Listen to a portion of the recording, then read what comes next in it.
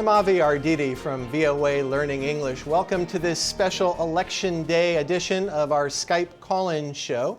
It is Election Day where Americans are electing a president, the entire House of Representatives, you see the Capitol building behind me, and a third of the Senate, plus state and local elections.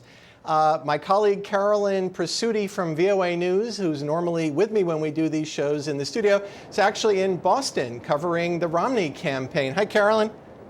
Hello, Avi, and hello to our Skype contacts from all over the world. I am in Boston, which is in the state of Massachusetts. We are in South Boston at the Convention Center.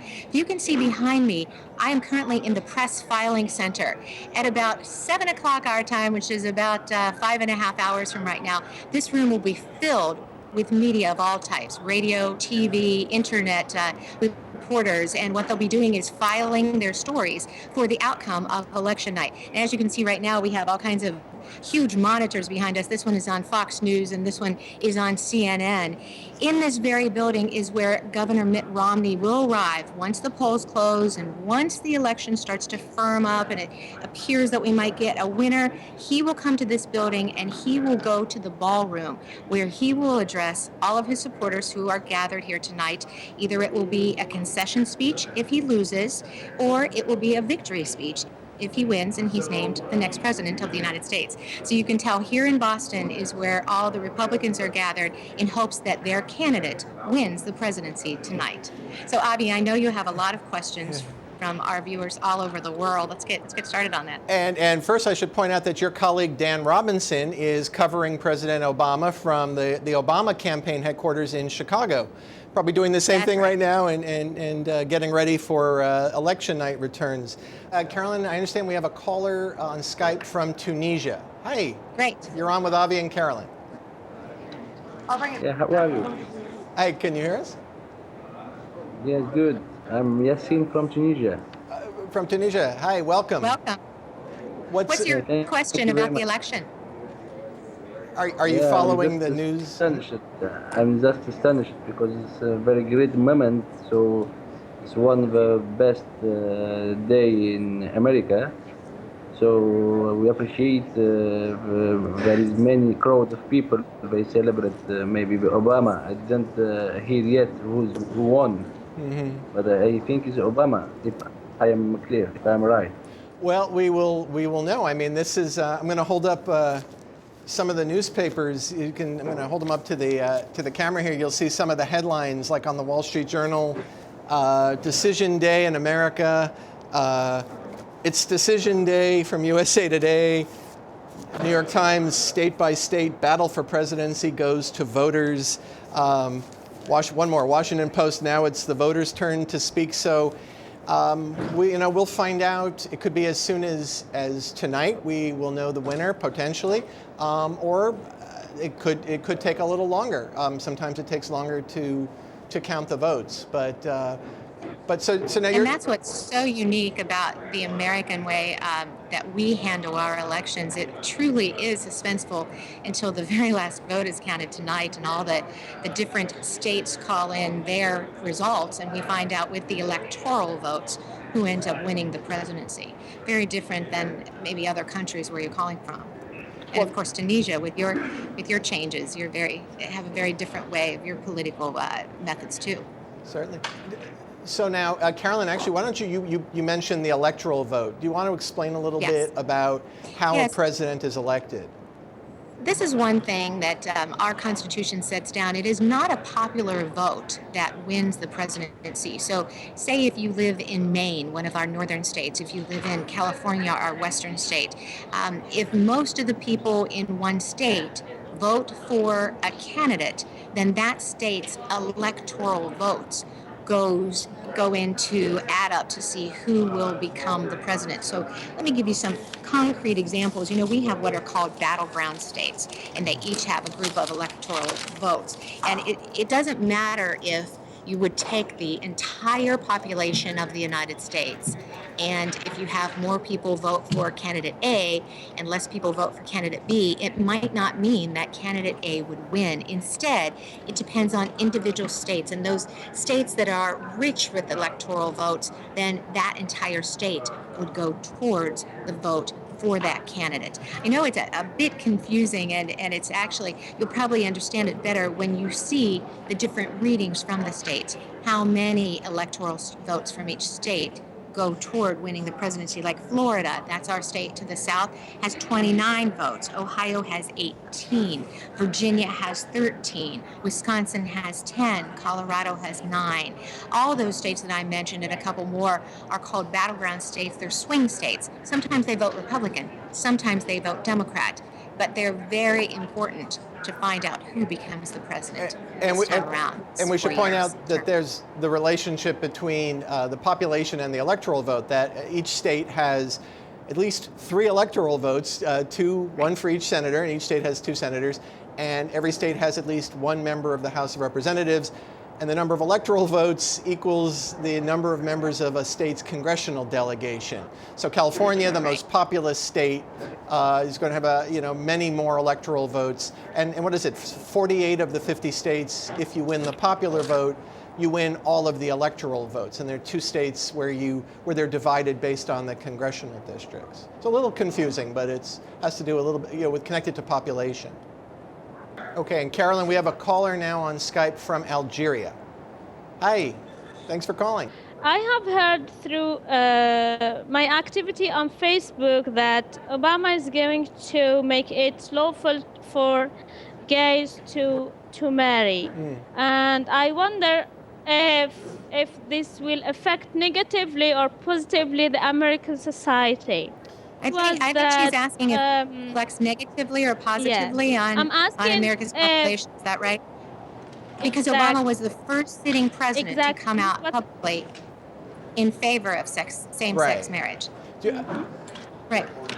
Whether or not it reflects negatively or positively might not be exactly what you mean, but it certainly shows you how this country has evolved and how we've changed. I really doubt if this would have happened 20, 50 years ago, but it's just that this country has become more inclusive. I mean, even the fact that we have an African American as president and we have someone running for the presidency as a Mormon. Those are both history-making events.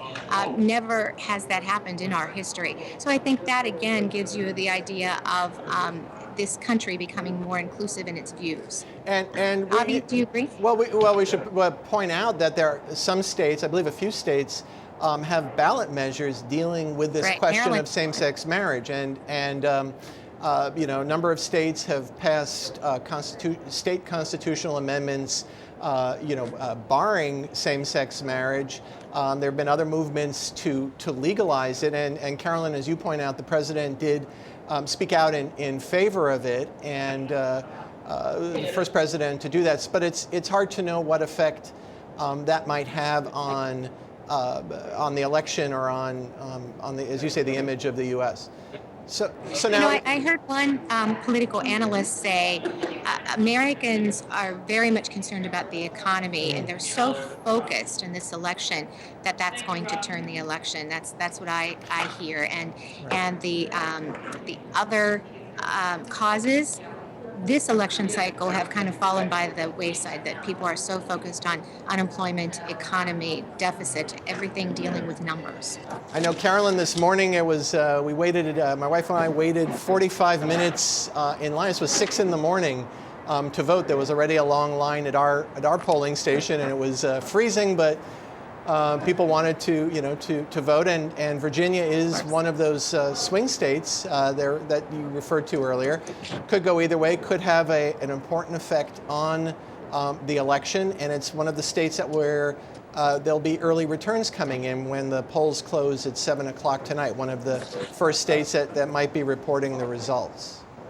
That's definitely right, Avi. And also, there's another aspect of our election which not too many people might know about. Because I'm here in Boston, I can't vote in Boston because I don't live in Boston.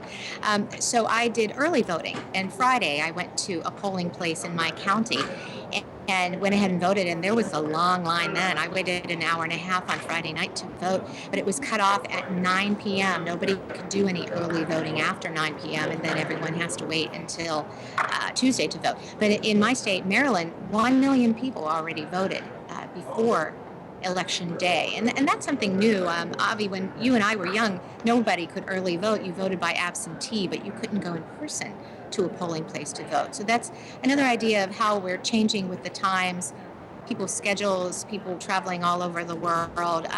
We want as many Americans to be able to vote as possible. Well, and the interesting thing about the early voting this year, since you brought that up, the President Obama actually became, broke with tradition and voted early. Was it October 25th, I believe?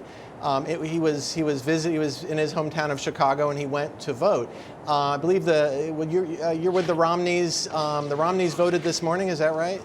They voted this morning in Belmont, Massachusetts, which is a suburb of Boston. It's about 25 minutes from here. And we spent some time in Belmont yesterday. It's a very historical town. About 25,000 people live there. And the Romneys raised their 5 sons in Belmont at a big, sprawling house. It had 7 bedrooms, 6.5 baths. And they sold that home. And they what's called downsized. So they purchased a smaller home a couple years ago that just has 2 bedrooms. But that house sold for $3.5 million, the one in Belmont that they raised their boys, where they raised their boys. I'm looking at some of the comments that we've gotten on the VOA Learning English page on Facebook, where we asked our audience who they think should win.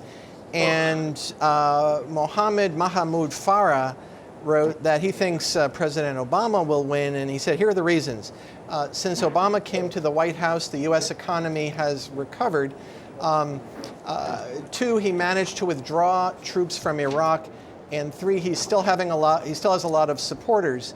Now, let's see, another one from George Castellanos wrote that, quote, obviously, President Barack Obama will continue in the White House as president for the simple reason that Mr. Romney, and this person wrote, looks like an unpeaceful man, and the world needs peace defenders. I guess it's time to think about international peace. Now, Suvik wrote that Mitt Romney will win because, quote, he has been very clear on how to make America more attractive for mid-sized and small businesses that create most of the jobs in the U.S. It's about jobs and the economy more than anything. That's the point you made earlier, Carolyn. And he said, this person says, quote, he'll also fix the broken immigration system, and he's a confident guy. So that's what Suvik wrote. And we have you can add your comments at the VOA Learning English page on Facebook. We have Mohammed from Algeria, another caller from Algeria on Skype. Mohammed, go ahead. Hi, Mohammed. Good morning. Hi. Yes. So, Yeah, I guess you want me to comment about the U.S. election. Please, what's on your mind? Who do you think will win? I am not a specialist, but I guess he will be Obama. And why do you say that, Mohammed? Why? Is it for economic reasons, for foreign policy reasons? Why do you think? Maybe for the second one, for foreign policy. Foreign policy. It seems that Obama is more peaceful than Romney, I think. Thanks, Mohammed. Well, Carolyn, so you've got a long night ahead, right? You've got. We do, but exciting. Yeah, that's right. Your day It's always has. exciting on election night. It can turn out anyway. It's fascinating. And especially this election is so very close. If you look at the polls, they are still neck and neck. If you talk to one member of one campaign, they'll call it one way, somebody else will call it another way. Who knows what's going to happen tonight? It should be an exciting night, Avi. And I have to tell you, when we speak to our viewers from all over the world, it's fascinating to me how tuned into our election they are. Because as you and I both know, there are some Americans that aren't as well read on our election as our viewers are. So it's fascinating to hear from them. Well, great. Well, Carolyn, why don't we wrap up here? And I know your day is just beginning. You're going to be covering Governor Romney tonight, whether it's an acceptance speech or a concession speech. We'll find out. That's right. And as you said earlier, for complete election coverage and the latest results, go to voanews.com. And in the days ahead, we'll be following all the results with Carolyn Presutti in Boston with the Romney campaign. I'm Avi Arditi from VOA Learning English. Take care. Thanks, everybody.